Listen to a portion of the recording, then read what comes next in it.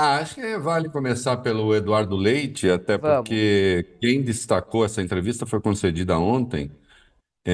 Quem destacou inicialmente o absurdo que ele disse, a bobagem que ele disse, fui eu, né? E depois aí a coisa pegou fogo nas redes. Deixa eu Quer dizer uma colocar a coisa. fala? Quer colocar a fala, Reinaldo? Vale a pena, vale a pena. Vamos Vamos lá. colocar a fala, então, do Eduardo Leite. Eu falei ontem, essa fala do Eduardo Leite. Pontos que eu também pedi à nossa equipe aqui é que ajude a estruturar, na medida do possível, ferramentas e canais para que aquelas pessoas de outros locais que queiram fazer doações possam fazer essas doações também, ajudando o comércio local que está impactado.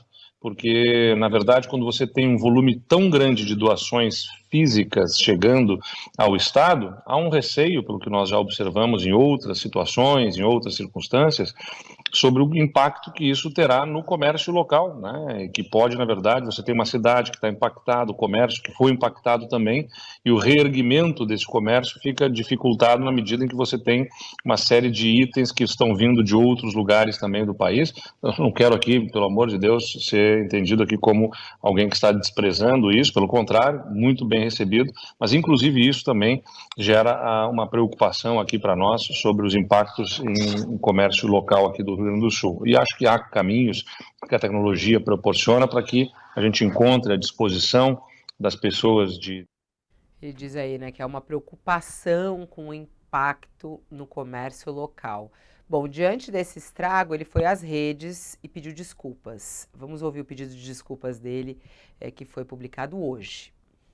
Pessoal, eu devo um esclarecimento por uma declaração que eu dei ontem numa entrevista para a Band News. E vamos lá. Antes de mais nada, o meu agradecimento a todos pela gigantesca mobilização e solidariedade em favor do povo gaúcho.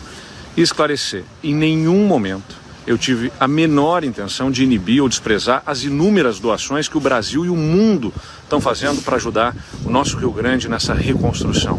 São todas as doações muito importantes e bem-vindas. Eu peço que entendam. Entre tantas preocupações que a tragédia nos traz, está também a situação dos nossos pequenos comerciantes, aqueles que tinham uma lojinha, um pequeno armazém, um bazar, e que perderam tudo. E também daqueles que não perderam, mas que viram a sua atividade despencar por conta da situação que a gente está vivendo aqui no nosso estado. Ao falar sobre essa situação, eu acabei misturando com a questão das doações. O impacto nos comércios locais vai ser preocupação para um outro momento, e não durante essa onda de solidariedade que está nos abraçando. O nosso desafio, enquanto governo, é o de lidar com essa complexa logística com relação às inúmeras doações que não param de chegar, fazendo com que...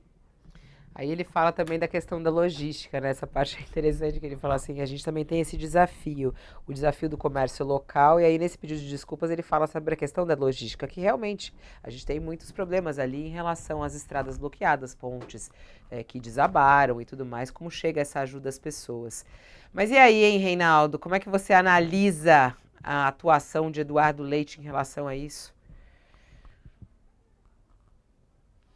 Olha, é, é tanta bobagem que mal dá para saber por onde começar, né? Você sabe que eu não sou da Abrage, mas eu também faço jornalismo investigativo. Eu investigo ideias, né? Além do emprego de alguns advérbios, né? E de pronome oblíquo, essas coisas. É,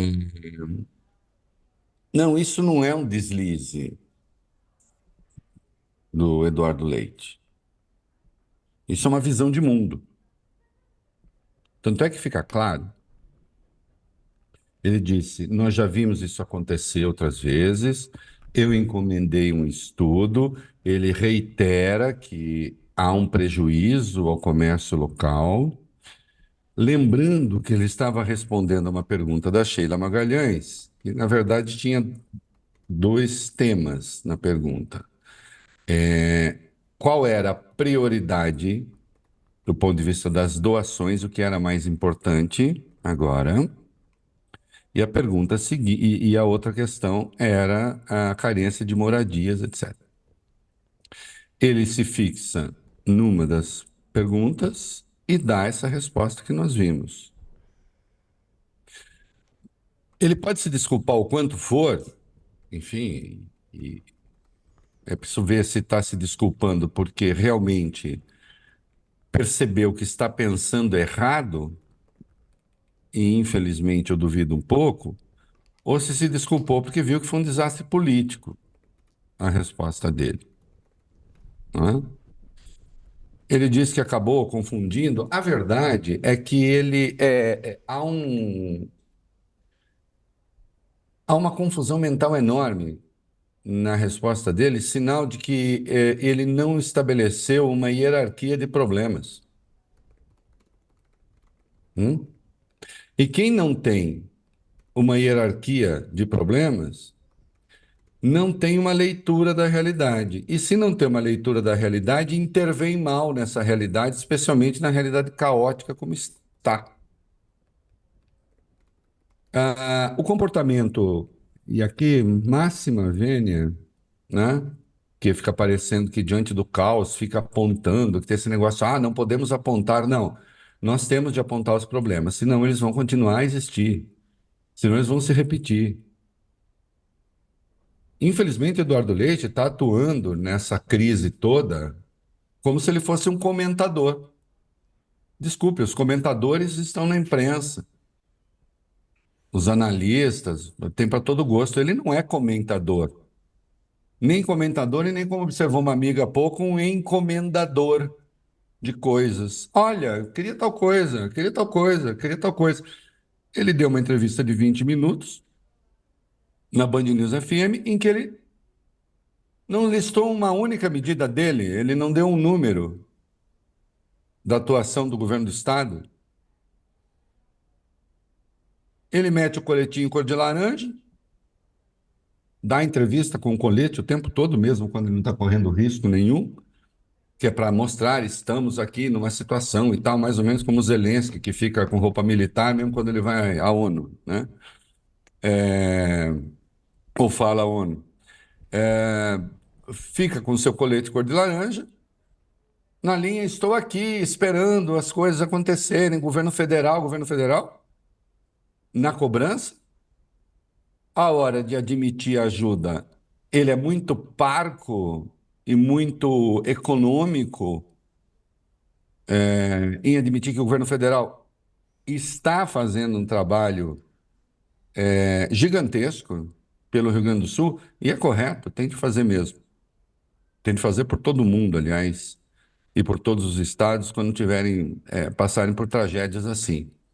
Só que isso vai ter um custo, né? Muito grande. Ele não deixa claro, com a devida ênfase, a ajuda que ele está recebendo, né? E, claro, está preocupado com a sua base política também, a sua base política ultraconservadora no Rio Grande do Sul.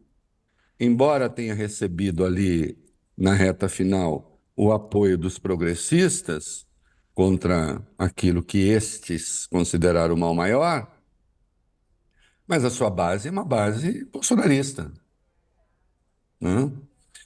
Ele tem uma concepção, uma visão de mundo, que é uma visão de mundo de direita, e até aí ele pode ser de direita o quanto ele quiser. Agora, é preciso tomar cuidado quando dá um surto de ultraliberalismo, não à beira do abismo, mas à beira não, dentro, né, da enchente. Porque essa é uma tese cara à direita, não vem. Olha, essas ideias têm filiação. Eu posso fazer de conta que, coitado, um deslize, e aí o Reinaldo Azevedo resolveu pegar no pé dele, aí a coisa. Não, isso não é um deslize. Isso é uma tese. Qual é a tese? Quando o Estado intervém para ajudar em situações assim, na verdade, retarda a volta à normalidade. Porque você desestimula os agentes econômicos e os empreendedores a agirem por conta própria para restabelecer a normalidade do abastecimento. Isso é uma tese.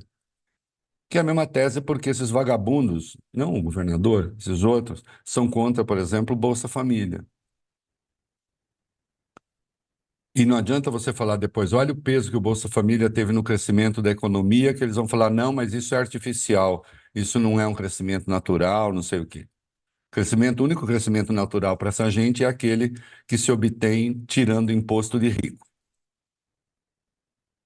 Uma tese, uma tese, né? E aí baixou. A única coisa que talvez tenha sido assim, ele não se deu conta de que aquilo que ele realmente pensa estava sendo dito ali. E que aquilo que ele realmente pensa, nesse particular, é muito ruim. É muito ruim porque, repare, Fabiola, de que comércio ele está falando? Nós todos entendemos, e eu mesmo, durante o programa É da Coisa, nós temos lá na Band News uma parceria com a CUFA para arrecadar recursos, etc. Tem um QR Code durante todo o programa. Aí eu perguntei ontem no programa, falei, mas agora eu falo para as pessoas doarem coisa aqui e o senhor não quer? Não, eu disse, não, pelo amor de Deus, não é que eu não queira, mas então eu não entendi. O que que ele quer? Especialmente as doações que vêm de fora, ele é literal. As doações que vêm de fora criam ali constrangimentos, impedimentos para o comércio local. Que comércio local? Há cidades em que, inclusive, o comércio local está debaixo d'água. Aí diz, pedir um estudo com o uso da tecnologia, o quê? As doações vão para privados e eles vão fazer intermediação com lucro dessas doações? O que que ele está falando? O que que ele pensou? Eu misturei as coisas, mas o que que ajuda o pequeno comerciante tem a ver com a questão das doações? É de quem está fazendo uma grande confusão mental. A mesma confusão mental é da mesma natureza. E engraçado que isso não causou, talvez eu seja dos poucos que se escandalizaram com isso, esse negócio de passar um Pix oficial e depois dizer que o dinheiro é administrado por um ente privado e diz assim: isso não é dinheiro para o governo, não é para o governo. E aí ainda tem esse negócio assim: as pessoas ficam escandindo sílabas, parecendo que escandindo sílabas o pensamento fica mais profundo. Então, as sílabas muito bem pronunciadas e devagar, como afetar alguma profundidade no pensamento. Como se, ao falar assim, as coisas parecessem mais sérias. E não são mais sérias, porque você fica falando com a sílaba toda escondida. É um absurdo. E desculpe, não foi o único momento ruim da entrevista. Foi indagado o que o senhor quer, quanto precisa, ele não sabe. Não, e é natural que ele não saiba. Tá tudo muito confuso, tá tudo muito atrapalhado ainda, né? As águas nem baixaram, não dá para saber. Mas ele é rebarbativo, né? A palavra é essa, ao se referir aos as ações do governo federal, né? Por exemplo, o negócio da dívida, que ele fica pedindo quitação, ele tem que deixar claro, e não deixou claro, que 11 bilhões, de fato, ele deixará de honrar o principal por 3 anos, e o principal se desloca lá para frente. Ok, uma hora ele vai ter que pagar. E se espera que o Rio Grande do Sul se recupere, enfim, estamos falando de 3 anos. Mas não está claro, ele não deixou claro que 12 bilhões de juros deixarão de ser pagos sobre o total da dívida, sobre os 98 bilhões. E esse dinheiro não volta. Esse não volta, isso vai todo para a reconstrução do Rio Grande do Sul, né? Então, a suspensão dos juros é a suspensão sobre o total da dívida, que não está sendo, esses 12 bilhões não estão sendo postos lá na frente. Desaparecem. Vão para a reconstrução do Rio Grande do Sul, né? A medida provisória abriu mais quase 13 bilhões de recursos novos. Quando se junta com antecipação de benefícios, não pagamento de impostos, etc., coisa da ordem de 50 bilhões.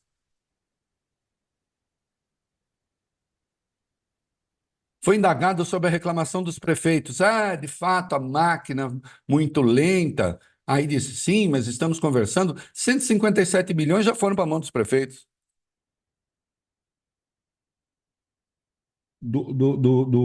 Da Defesa Civil, mais 60 milhões da saúde. Basta preencher um formulário. Basta preencher um formulário. Tem burocracia nenhuma. Mas é que o cara precisa.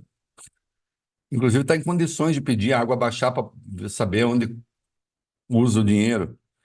Então, os benefícios estão sendo concedidos. Tudo que ele está pedindo, ele está levando. Só não levou a quitação total da dívida, porque isso aí realmente nós, né? Aquilo que se fizer com a dívida do Rio Grande do Sul, nessa circunstância, era de ser feita, e é isso que está no projeto de lei complementar, com a dívida de todos os estados que passaram por essas circunstâncias. Né? Como é que vai ser? Então, é claro que nós vamos ter que, como país, repensar essas coisas todas. Né?